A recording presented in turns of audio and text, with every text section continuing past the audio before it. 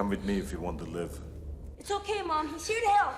Paradoxes, time loops, hard resets, soft reboots, side quills. Reboot quills? That one with Christian Bale? The Terminator franchise is a glorious mess. If you want to make sense of the lore, I'm afraid I can't help you.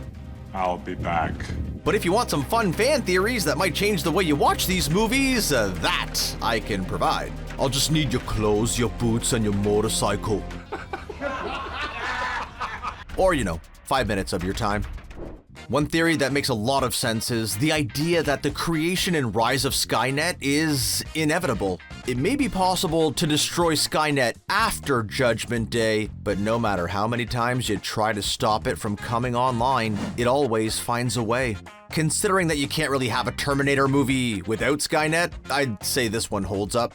The first Terminator we ever see on screen is the T-800, played of course by Arnold Schwarzenegger. We don't really need the actor's Austrian accent explained to us because he's Austrian, but this fan theory attempts to do so anyway.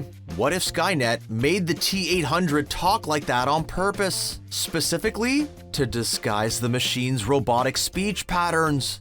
John Connor's Paternity relies on what's known as the bootstrap paradox, where event A causes event B, but it turns out that event B also causes event A. In this case, John is born, grows up, sends Kyle Reese back in time, Kyle meets Sarah Connor, and as a result, John is born. But fans suggest that wouldn't there have needed to be a non-Kyle father figure in the picture at some point in order for John to be born in the first place and grow up to send Kyle back? And so, who was that father?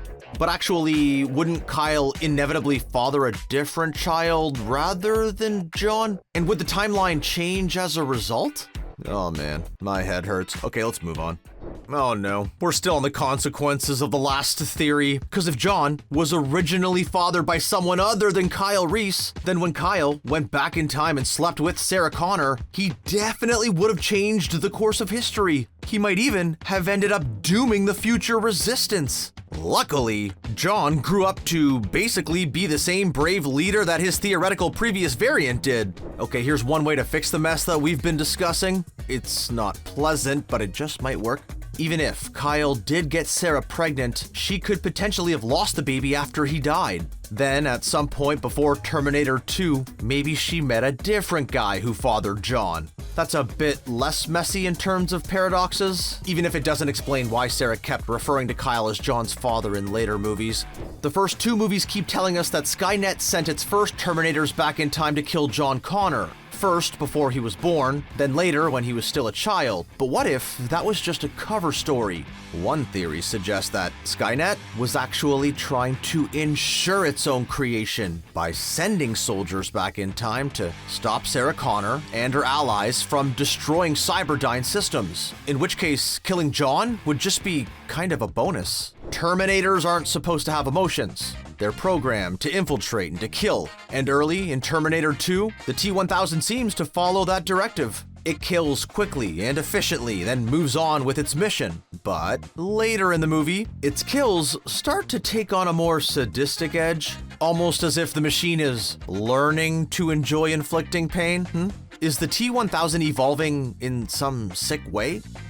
The Terminator movies tell us that it's nearly impossible to send anything synthetic back through time. Humans must travel naked and unarmed, and Terminators need to be wrapped in human flesh. But that doesn't mean that humans could not smuggle guns. They would just need to smuggle them inside their bodies somewhere. That's such a gross, but also cool theory. I actually can't believe we haven't seen it in any of the movies yet. We already talked about the theory that Skynet is inevitable, but what if the humans in the Terminator universe know this too? If that is the case, it could be that they're just trying to postpone Judgment Day rather than stop it. In fact, Terminator 3 Rise of the Machines tells us that Judgment Day moved from 1997 to 2004, which suggests that postponing the big day might actually be a good strategy.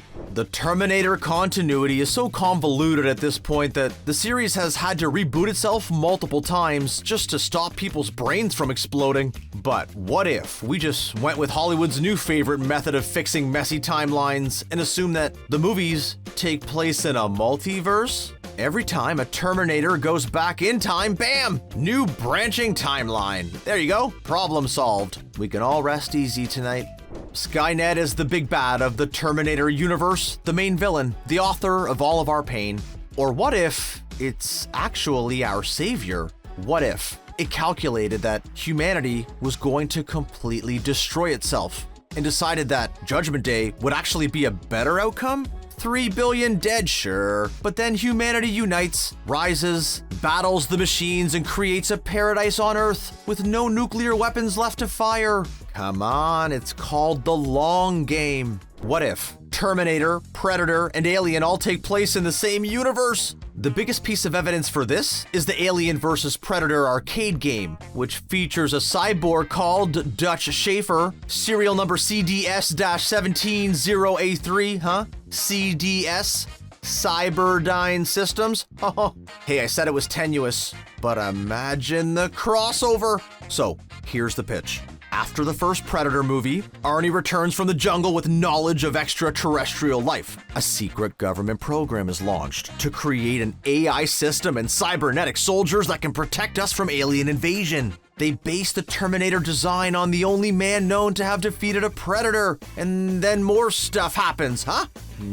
Yeah, it's a work in progress, okay?